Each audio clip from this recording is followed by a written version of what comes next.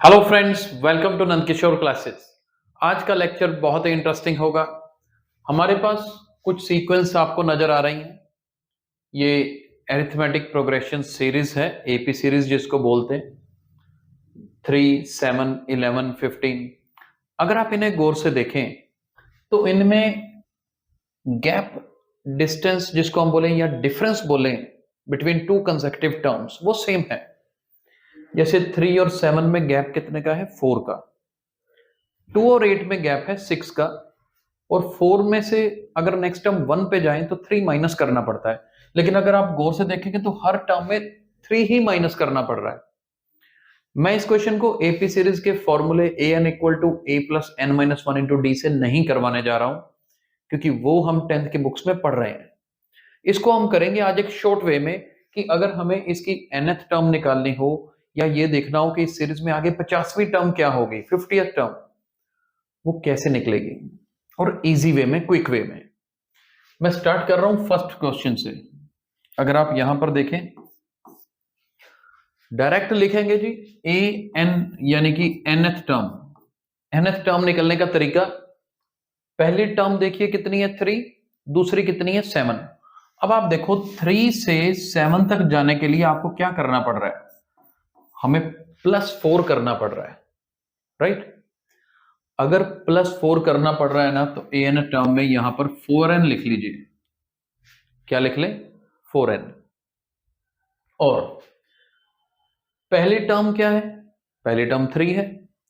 अगर पहली टर्म मेरे पास 3 है, पहली टर्म निकालने के लिए ना बेटा n को 1 भरना पड़ता है।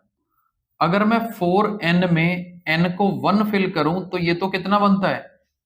4 ही बनता है। तो आप एक दिमाग में बिठा लें, ये 4n की जगह पे समझ लो 4 है। शॉर्ट में करना है ना, 4n की जगह पे मान लो क्या है? 4 है। मुझे चाहिए पहली टर्म 3, मेरे पास है 4, तो मुझे क्या करना है? 1 माइनस करना है। 4 में से 1 माइनस करते हो तो 3 बन जाता है। ये बन गई nth टर्म। अब आप देखो सेकंड टर्म 7 है ना, n को 2 पुट करके देख लो। n को 2 पुट करोगे 4 मल्टीप्लाई 2 8 बनेगा। 8 में से 1 माइनस करेंगे 7 ही बनेगा। आप 3 पुट करके देखो, 4 मल्टीप्लाई 3 12, 12 माइनस 1 11। देखो बन रहा है ना, बहुत इजीली समझ आता है। आगे और करेंगे और समझ आएगा, लेकिन फिलहाल ये तो बनी nth टर्म।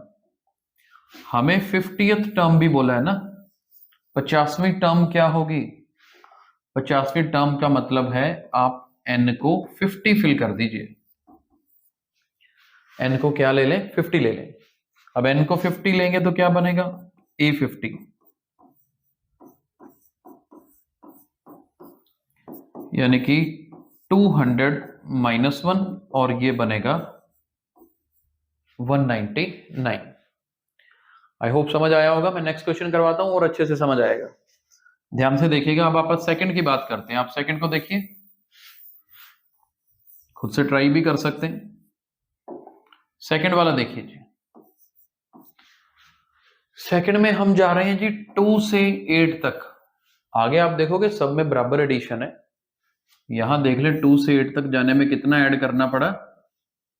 6 ऐड करना पड़ा। आगे भी 6 6 ही ऐड हो रहा है पूरी सीरीज में। तो nth टर्म कैसे लिखेंगे? 6 ऐड किया है ना, तो 6n। बस।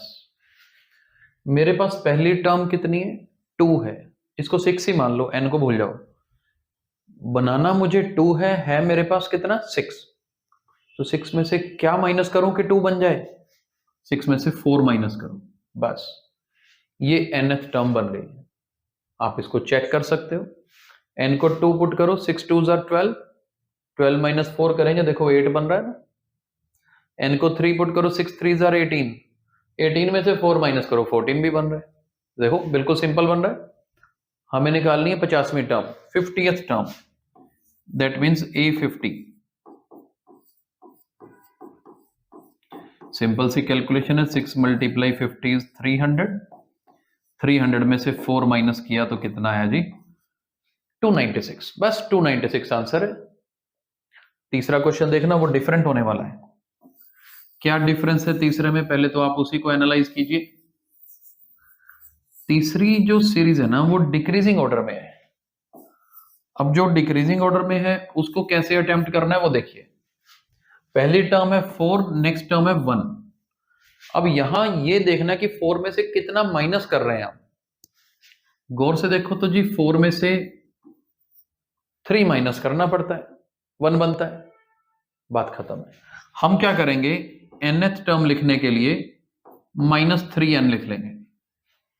जब ऐड कर रहे थे तो भी तो वही वैल्यू लिखी थी ना, अब माइनस कर रहे हैं ना तो फिर -3 उठा लो, -3n। और मुझे पहली टर्म क्या चाहिए, 4। मैंने कहा था n को तो भूल जाओ, -3 याद रखो।